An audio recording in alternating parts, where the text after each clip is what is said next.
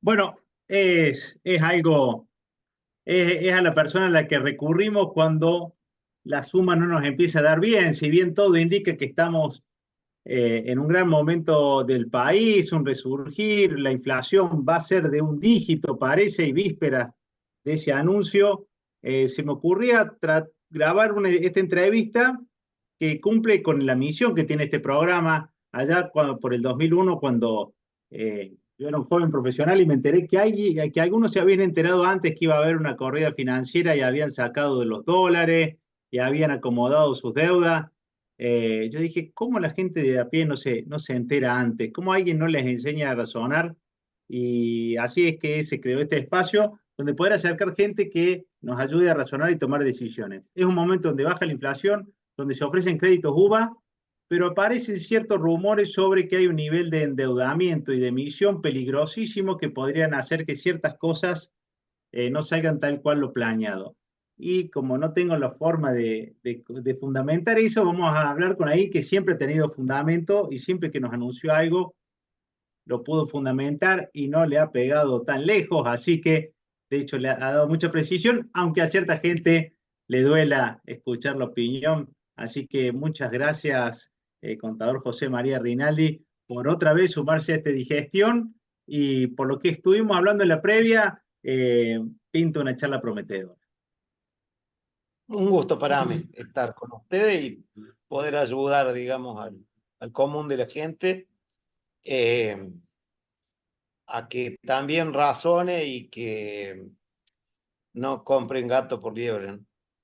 Bueno, poniendo en contexto, el promedio de los oyentes de la radio, no así por ahí los que ven el canal de YouTube, hay gente que tiene un microemprendimiento, un taller, la he pasado bastante complicada con los temas de inflación el año pasado hasta entender cómo esto que el stock me hacía ganar plata y de repente cambió la regla, se enfrió la calle, se enfrió el mostrador, necesita vender y está haciendo acciones agresivas para vender, empieza a bajar la inflación, lo cual era algo impensado, y aparecen llamadas de los bancos ofreciendo crédito. Para el que está asfixiado financieramente, obtener créditos como capital de trabajo lo podría ayudar a tirar unos meses más hasta que venga una supuesta reactivación. Ese pensamiento, lógicamente, puede sonar bien desde lo comercial, pero ¿le ves algún riesgo? Bueno, primero que cualquiera sean las circunstancias, los bancos siempre ganan plata y Ah, siempre hacen una sobreproducción de instrumentos para, de alguna manera, llegar al público, sorprenderlo, esperanzarlo y luego estafar.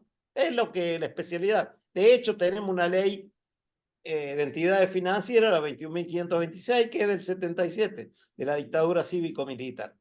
¿Por qué en 40 años de democracias no se cambió la principal columna financiera del neoliberalismo? Es un misterio, ¿no? Con gobiernos populistas, neoliberales, pero 40 años de democracia, ahí está la ley de entidades financieras que le provoca ganancias exponenciales a los bancos. Primer punto. Por eso ahora salen a ilusionar y a ofrecer los créditos UVA, que ya sí. fue una estafa durante el gobierno de Macri, aunque hubiera sido, aunque para el economista Tetaz era el gran crédito, la gran posibilidad de la clase media, y cuando a mí me consultaron yo dije, esta es la 1050 de la dictadura de Caballo, eh, que fundió una gran cantidad de pymes por el mecanismo de indexación que tiene. Entonces, esto de ilusionar a la gente con que ahora nos van a ilusionar con que se va a conocer hoy el IPC, que va a ser de un dígito, pero si el IPC es de un dígito de 7, 8, 9%, no sirve. No sirve porque es la inflación de 3 años de Japón o de 4 años de Japón. Entonces, no sirve, no nos da ningún tipo de estabilidad, sigue provocando las distorsiones empíricas que genera la inflación, sigue aniquilando el poder adquisitivo del salario. El salario siempre va a la saga del incremento de los precios.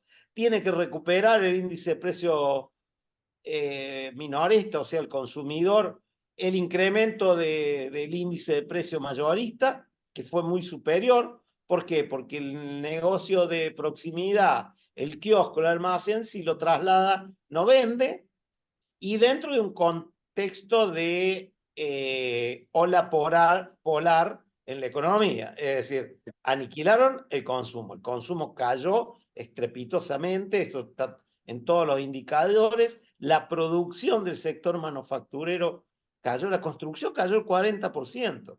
Lo grave de eso es que la construcción se anticipa a lo que va a venir en el resto de la economía.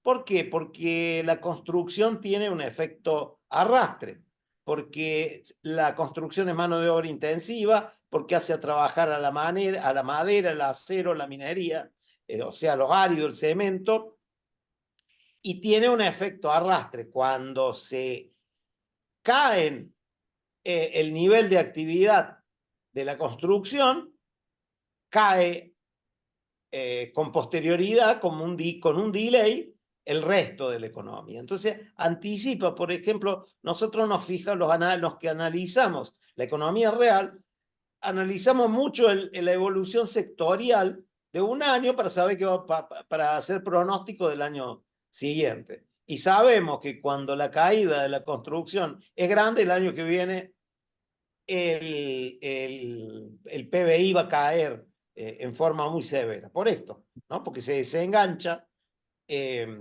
Y, arrastre. y, y el crédito no va a servir como para reactivar justamente esa construcción que permita que después, por ese efecto arrastre, reactive la economía. La Lo que micro, por pasa lo es menos. que esto a nivel, no podés compensar el crédito UVA que va al destinado a las familias, al acceso a la primera vivienda, a una nueva vivienda o a la remodelación, con lo que implica una obra pública. Si vos eliminás Ah, toda la obra pública, esa es la que da empleo, esa es la que tracciona, esa es la que tiene escala, a nivel de claro. escala. Entonces, nadie te va a hacer un complejo habitacional, un complejo de torres, porque dieron créditos UVA. Es más, Bien. dentro del sector hay mucha prudencia, ¿no? Así Mm. como se apagó el motor de la demanda del consumo, también se apaga la inversión, porque cuando la gente no consume, el empresario no gana.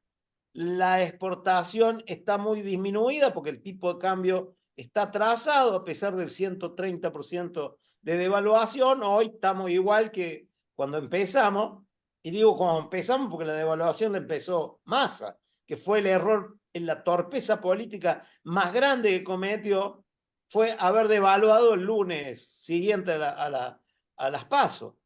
Entonces, Ajá. eso le hace perder la elección, porque impacta en forma instantánea en la góndola y en la pérdida del poder adquisitivo. Y después el 118 de Milei, o de Caputo, o de los dos, o de todos, eh, que, que ya lleva un 130%, que se perdió todo eso. Se perdió, porque hoy el productor no liquida lo justo y necesario, porque el que liquida muchas veces la gente que está sumamente necesitada y que tiene sus pocos ahorros en dólares, o que está liquidando los $200 que compraba en el home banking, y, y se tiene que deshacer porque tiene compromisos muy puntuales, porque primero se Claro. financió con la tarjeta, ahora la tarjeta es cara, entonces pierde el poco colchón que tiene. Y tampoco llega a fin de mes. Son Ah, muy claros los testimonios por lo cual la tarjeta de crédito es un instrumento de consumo de la canasta alimentaria, ¿no? Esto es sí. típico.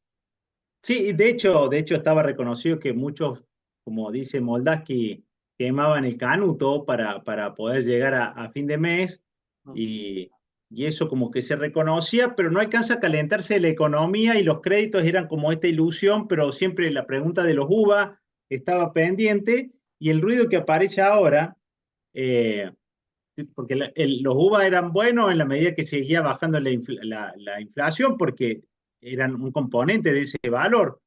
Por eso la primera pregunta. La segunda pregunta tiene que ver con esto de que el Banco Central está emitiendo tanto debido a los encajes, unos encajes diarios, que debido a que no viene dinero desde afuera, hace que se pueda empezar a desbalancear este equilibrio y que si hay cierto riesgo a futuro sobre este precario equilibrio, este nuevo equilibrio financiero que tiene el sistema, ya no con dinero prestándose al Banco Central, sino dinero que empieza a venir y privados endeudándose, que de repente te llega a agarrar un desbalanceo del sistema financiero y uno endeudado, ahí sí que es morder el polvo otra vez. Sí, el tema está en que en el error, los errores de diagnóstico, ¿no? Si nuestros economistas fueran profesionales de la salud, el pueblo argentino estaría todo muerto, estaríamos todos muertos, Ah, como en el largo plazo de Keynes. El problema está en que tener la convicción de que absorbiendo dinero vas a solucionar el problema de la inflación, ya lo tuvo en el último año de Cristina. Cuando pierde la elección también con una devaluación y cuando aparecen las LEVAC, ¿no? Que eran una aspiradora de dinero con el mismo diagnóstico. Fábrega era un ferviente monetarista y fue el presidente del Banco Central durante el ministerio de Kicillof. Entonces, ahí ya hubo un primer error de diagnóstico. Después lo exacerbó Macri con las LEVAC y después las LELIC y se generó esta gran bola de nieve que Milei dice que venía a desarmar. ¿Y cómo la desarmó? Creando deuda en dólares. Es decir, cambió, no es que dejó de aspirar dinero, sigue aspirando y se jactan de que la absorción monetaria es muy importante y los agregados monetarios, todos, del M1 en adelante, todos han disminuido en forma muy importante. Y además se jactan de el superávit fiscal.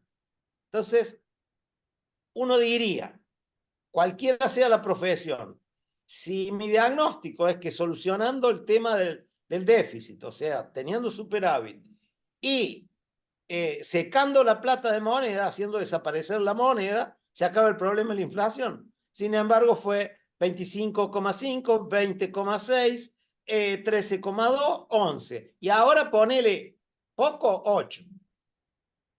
y eso significa que está ¿A bajando. dónde está el diagnóstico? Pero no significa Lo que mismo baja que te diga, gradualmente. bajé la fiebre de 42 a 40.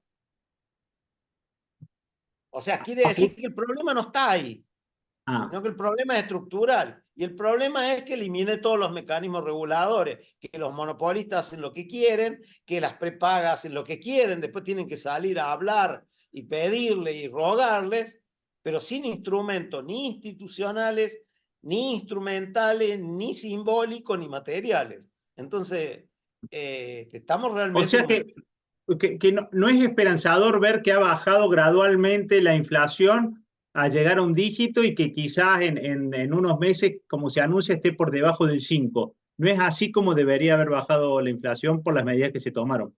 No, porque los índices de inflación morigeraron el crecimiento, que era exponencial. O sea, no es que se eliminó, que está bajando de la misma manera que subió.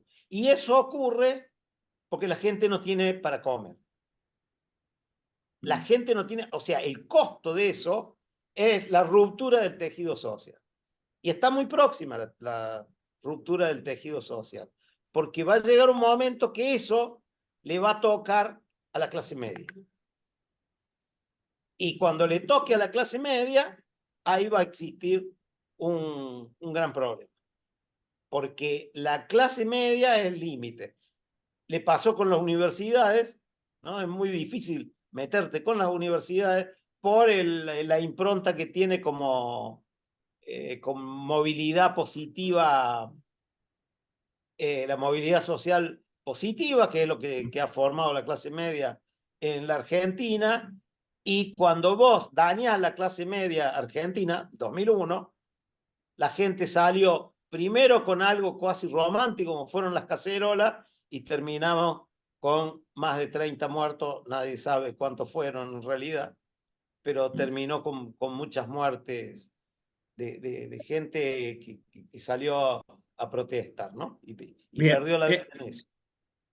y en esta situación, digamos, pero ¿lo ves como en un escenario de posibilidad de que pueda llegar a una instancia de crisis social, digamos, en una cuestión de corto tiempo o de mediano tiempo?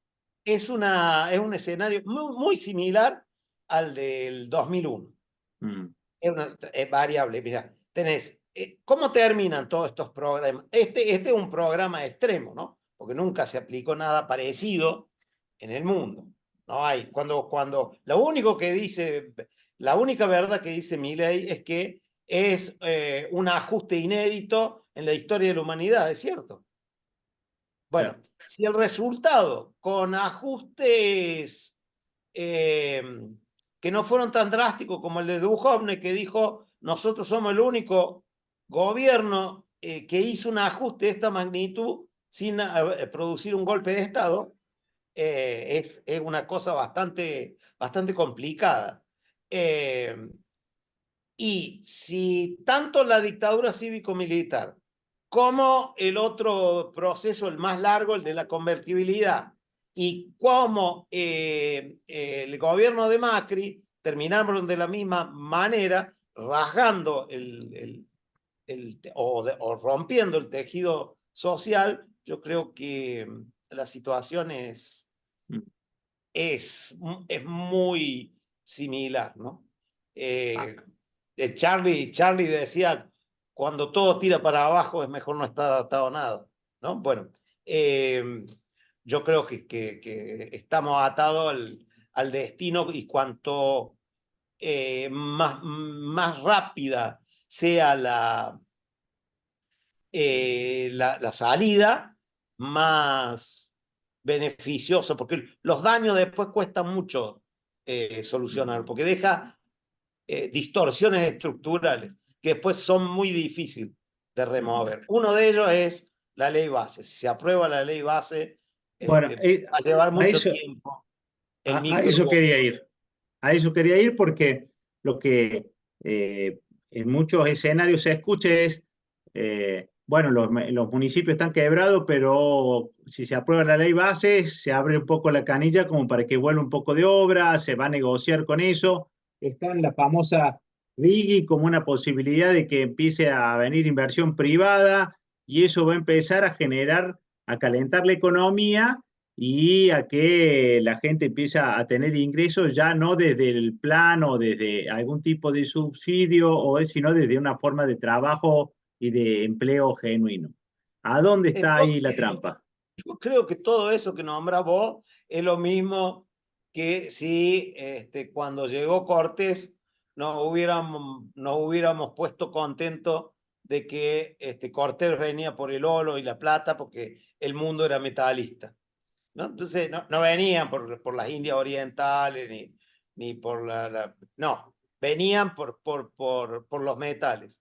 Entonces, si yo me pongo contento de que vengan las inversiones para saquear todos los recursos naturales y la agroindustria, sin dejar nada, absolutamente nada, ni con contribución fiscal, ni contribución de divisa, ni nada, me estoy poniendo contento de que vengan a saquearme.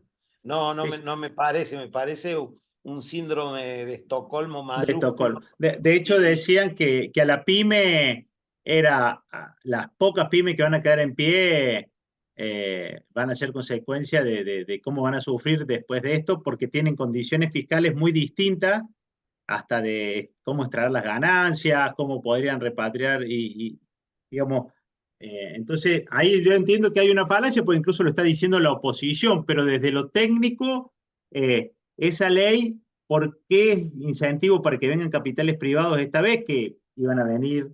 en el segundo semestre de Macri y no vinieron, aunque tenían también el clima internacional muy a favor.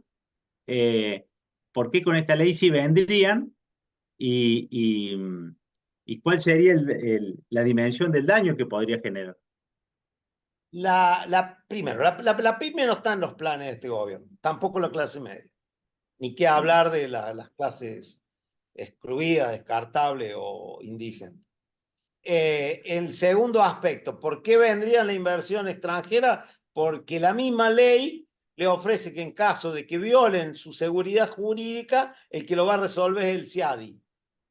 ¿No? El CIADI, un tribunal internacional dentro del Banco Mundial, que siempre falla a favor de las grandes inversiones. Así como el juez Griesa siempre fallaba en contra de Argentina, esto también. Entonces, el proyecto es un modelo de país para 15 millones de personas menos.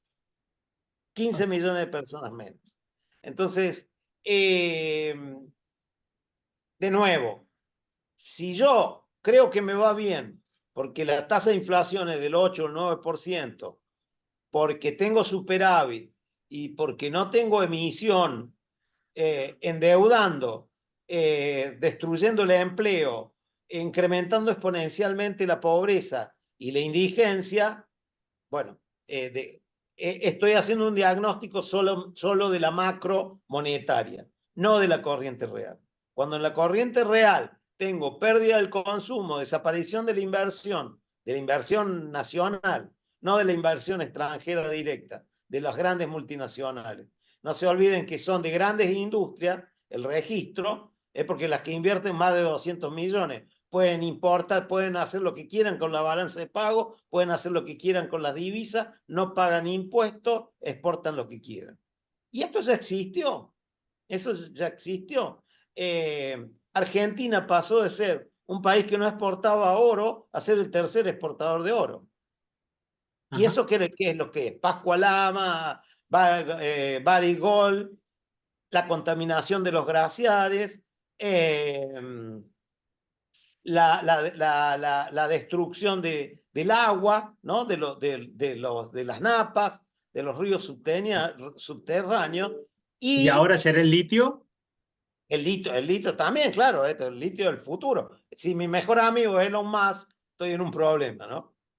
Que es alguien, ¿por qué? Porque es alguien que vive los subsidios del Estado, pero de Estados Unidos, porque se supone que contribuye al medio ambiente fabricando autos eléctricos. Digamos, ahora, si todas estas cosas se lograron con exenciones tributarias, con no retenciones a las exportaciones de oro, a mí no me interesa vender oro, a mí no me interesa vender litio. Lo que tenemos que crear es un proceso de integración vertical de la industria. Y eso implica la PYME. Y todo eso no está en los planes de la ley base ni de la política económica del gobierno, si es que la tiene, que no la tiene, que es una forma de política económica, y dejar que todo lo que tiene que ver con la asignación de los recursos, con la distribución de la riqueza y con el equilibrio de los balances básicos de la economía lo haga el mercado. Y sabes que el mercado no es bueno en eso, ¿no? Siempre decía Galbraith, aquellos que defienden eufóricamente al mercado es porque nunca se sometieron a las reglas. Yo le preguntaría a todo esto a Franco. Franco fue un burócrata que vivió toda la vida en todos los colores políticos. ¿Por qué no se somete a la... Si es tan fantástico, que se someta a las reglas del mercado? Pues bien, haga lo que hago yo. Yo Ah, defiendo el rol del Estado, pero vivo de mi profesión. sí, sí, sí, sí. Yo ofrezco mi servicio profesional al mercado, hagan eso. Salgan a competir. Si es tan bárbaro, perfecto, es un orden Compite. natural. Mi ley, dale. Dale. Salí de la pileta de la casa, de la residencia. Hay una, digamos, ante este panorama, obviamente, uno piensa qué pasaría si, porque digo, tenemos mucho menos margen. Entonces, si uno piensa que la cosa es como que estamos midiendo la fiebre y en realidad tenemos que ver que no tenemos bajas las plaquetas, o sea, estamos manejándonos con indicadores que no nos aseguran la sobrevida. Si uno se fija en el dólar, la inflación y el superávit. Pero por otro lado, uno siempre piensa que la micro se va a reactivar en algún momento y no pasa y no pasa y se deterioran los sueldos. Ahora, no hay mucho margen, entonces si viniera una crisis social o si no llegaran las inversiones, ¿cómo se destraba esto? Porque a nivel, salvo con la universidad, que sí fue una manifestación, quizás te llevo acá un poquito a lo político, pero más que todo es para, por lo que vivimos en la universidad, que sí fue un ente aglutinante de un montón de cosas sin nombre. O sea, no sé, nadie podría decir esto lo hice, lo junté yo. Y eso que es un movimiento político, porque adentro de la universidad hay mucha política, pero si no, no hay nadie que traccione de una manera tan marcada que uno pueda decir, bueno, si pasara cualquier cosa de esto, es por acá. ¿Va a ser un proceso muy anárquico si esto se rompe? Lo que pasa es que esa reunión espontánea, que tan nervioso que es la comunidad universitaria y los trabajadores juntos, puso muy nervioso el gobierno. El paro lo llevó el paro del 9 de mayo, lo llevó al extremo de negarlo. ¿Cuál paro? Dijeron. O funcionarios que dijeron cuál paro. Y cuando a eso se le sume la clase media, la de características burguesas de Argentina, porque no puede pagar la prepaga, porque no se puede ir de vacaciones, que todos los beneficios que tenían los que va a tener que resignar, ahí se va a producir la resistencia. La verdadera resistencia va a estar ahí. Aunque no haya un liderazgo claro. Aunque no haya un liderazgo claro o aunque sí lo haga, porque cuando el 2001 la resistencia la hace la clase media, no había ningún líder en ese momento. No. No había ninguna, además era un estado anárquico políticamente. Hasta que surge Néstor Kirchner con un nivel de votantes insignificante, porque un poquito más del 20% era nada, sin embargo se construye. Y eso se reconstruye. Y se reconstruye con políticas que son las mismas políticas económicas que hacen los países desarrollados, que hace la economía más capitalista del mundo, que hace Estados Unidos. Estamos hablando con el contador José María Rinaldi y la idea, haciendo como un mini repaso. Tengo la opción de comprar, renovar máquina y me dan crédito UVA. Va a durar más 6, va a durar más 7, y me entusiasma que está bajando la inflación. Va a ser un tiro en el pie, es lo que no recomendarías, salvo que esto me habilite un negocio exponencial, con el mismo flujo de caja que voy a tener, se me va a hacer difícil pagarlo. A ver, esto con otra, voy a responder con otra Sí. pregunta, ¿no? Si yo sé que el tipo de cambio está devaluado, el empresario lo sabe, todos los empresarios, todo el abanico sabe que el dólar a 1.000 pesos no existen, que hoy por hoy nuestra canasta alimentaria es más cara que la de Estados Unidos, que los restaurantes son más caros que en Estados Unidos, me consta. Si vos sabes que el tipo de cambio está retrasado, que la moneda está sobrevalorada, que va a haber una devaluación, que todas las devaluaciones fueron el piso de la inflación, eso, endeudarte en dólares indexado, es lo mismo. Si quieres Ah. suicidarte en primavera, igual. Ahora, no puedo hacer yo de mi ley, pero es muy duro mi ley cuando le contesta a aquellos que dicen que el dólar está, está sostenido artificialmente y que debería devaluarse. Dice que ese es el librito viejo, y es muy agresivo, incluso lo toman como que fuera un lobby del campo y me consta que no sos de eso, de esa cuestión. Técnicamente, ¿cómo se sustenta la opinión esa? Habitualmente cuando nos dicen la verdad, nos enojamos, ¿no? Ah, nunca asumimos ciertas situaciones traumáticas. Y hace lo mismo que hicieron los otros. El que apuesta al dólar pierde, pierde. el que cuando un gobierno niega la devaluación es que van a devaluar. Mm.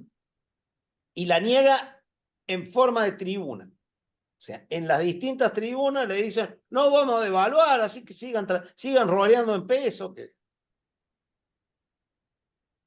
La devaluación debería Salvo la muerte anunciada de Macri, ¿no? Macri fue el único que hizo una devaluación anticipando dólares. Decía, ahora por no votarme a mí, la voy a- y perdió la elección, porque eso fue eh, en las PASO otro, ¿no? Otro que devaluó ahí en las PASO y perdió la sí, sí, sí. elección. Por último, y agradeciéndote, ¿crees que va a ser la moneda con la que va a negociar que el campo liquide, entregar una devaluación, o va a ir más por el lado de sacar retenciones? Porque Lo el que campo pasa no es va, no, que el campo es un empresario, el sector agropecuario es un empresario. Y si los precios todavía están bajos, a pesar de la sequía, las inundaciones, del mercado, no somos tomadores de precios, así que mucho no podemos hacer en el mercado. Pero sí sé que mi competitividad y mi utilidad va a depender de la devaluación o no, y la guardo en el silo bolsa y me siento a esperar. El sector agropecuario todavía tiene espalda financiera. Entonces, puede darse ese lujo, que no se lo puedo dar, por ejemplo, la gente que tiene salarios, ujú. ¿no? Porque lo poco que tiene lo tiene que usar para comer. Para ir al cortísimo plazo y agradeciéndote, la ley de alquileres fue realmente una bomba para los que alquilaban, muchos locales no pudieron sostener, muchas familias se hizo muy difícil poder negociar, pero de alguna manera se alquiló y ahí mejoró la oferta. Si sale, creo que la ley base está, tiene que ver con el empleo, hay unas formas de empleo. ¿Vos creés que los gremios tienen el poder para frenarlo o el poder de las empresas van a poder cambiar la forma de contratación y eso no va a generar un airecito, aunque sea placebo dentro del panorama que plantea? No, yo creo que ahí va a haber que ver si sale esto, si sale, como está, con las modificaciones que salgan. Luego hay que ver los mecanismos institucionales, porque hay muchos que son violatorios de la De la Constitución. Constitución, exactamente. Constitucionales, ya el DNU 70 está parado en toda la parte laboral. De hecho, todo esto de la ley bases ya lo contenía el DNU 70 y fue a través de una cautelar, fue impedido por la justicia. Entonces hay que ver qué rol juega las instituciones republicanas del país, ¿no? Vamos a ver hasta qué punto funciona. Bueno, qué bueno haber hecho esta entrevista en mayo. Qué bueno haber hecho esta entrevista en mayo, en las previas de todo eso, para que todos conozcamos todas las cartas. Obviamente no es alentador el panorama, pero me da la tranquilidad de que lo pudieron escuchar, lo pudieron razonar y enfriar la cabeza. Hay que ir orejeándola. En senadores parece que iba a estar complicada, pero si vuelve a diputados, ahí parece que la cosa la tiene más manejada y estaremos al tanto sobre eso. Pero mientras ver la inflación, ver el dólar y ver qué pasa con el poder adquisitivo. Sí, Entonces, hay que María, ver todo el tablero de a bordo, ¿no? Hay que verlo completo. sí, sí, Si pero no, no hay quizás en tu caso que tenés acceso a información también internacional, porque trabajas con papers internacionales y el que no tiene acceso a tanto estudio comparado cree que esta es la realidad, cree que esto es todo y que volvió el crédito y no sabe que hay crédito mucho más barato, que hay formas de financiarse distintas porque pareciera que no hubiera otra a veces. Lo que pasa es que la gente cree, pero después no se desmiente. Yo no sé si se acuerdan la visita que hizo el presidente cuando no había asumido a visitar a los rabis en Nueva York y a un rabi, porque le iban a dar 15.000 millones de dólares, Sí. y los rabis, los religiosos del judaísmo no se meten en política y no les gusta eso. Y no les Ajá. gusta. Y lo mandaron duro, y lo que iba a traer Caputo, y lo que le iba a dar el fondo, y que nunca se Sí, dio, sí, sí, y no se va a dar, sí, no se está dando, porque sí. saben, si vos fueras un analista del exterior, y te dicen esto de que habla con el perro muerto y que tiene el pacto ese, que no sé qué, y te va a decir, Mm, déjate de bromar. sí. ¿Qué le va a dar? ¿A dónde va a estar la lluvia de inversiones, ¿no? Los brotes verdes o Ujú, cualquier cosa, la B. sí. Hablar una Sí, locura de la B. esa era la B. Bueno, por eso me parece, me quería hacer, porque también cuando fue Diana Mondino a China, la licenciada Diana Mondino a China, que la debes conocer porque han estado en el mismo ámbito académico y Fue mi profesor. volvió sin nada de China. Yo decía, bueno, ya se corta el swap, no está llegando la inversión, dije, se puede llegar a complicar. Pero bueno, fue profe tuya. Fue mi profesor. Era profesor asistente en Introducción a la Economía 1. Ahí está. Hace muchos años. Y bueno, si vos vas a un lado y todos te dicen todo bien, todo, la foto, todo, pero siempre volvés sin un peso, bueno, los viáticos fueron en vano, ¿no? Clarísimo. Contador José María Rinaldi, profesor de la Universidad Nacional de Córdoba, alumno y discípulo de contador Trever, maestro de maestros, como se lo conoce. Muchísimas gracias por esta entrevista con Digestión. Este duro baño en realidad, casi a cascotazo, pero que ayuda a tomar mejores decisiones porque a donde uno va le preguntan sobre el crédito, si conviene o no, qué va a hacer con el dólar, ahora que el plazo fijo no rinde más, ¿qué hago con la plata? Y ahí es donde ojalá todo lo que hemos hablado sirva para tomar mejores decisiones. Muchísimas gracias una vez más. Ojalá que haya sido un aporte para la gente que no tiene asesoramiento especializado, ni tiene un asesoramiento cotidiano, digamos, que hablan otro idioma, el idioma de las finanzas, y manejan otro lenguaje que no es el del común de la gente. Espectacular. Muchísimas gracias, contador José María Rinaldi. Y seguimos con mucha más digestión.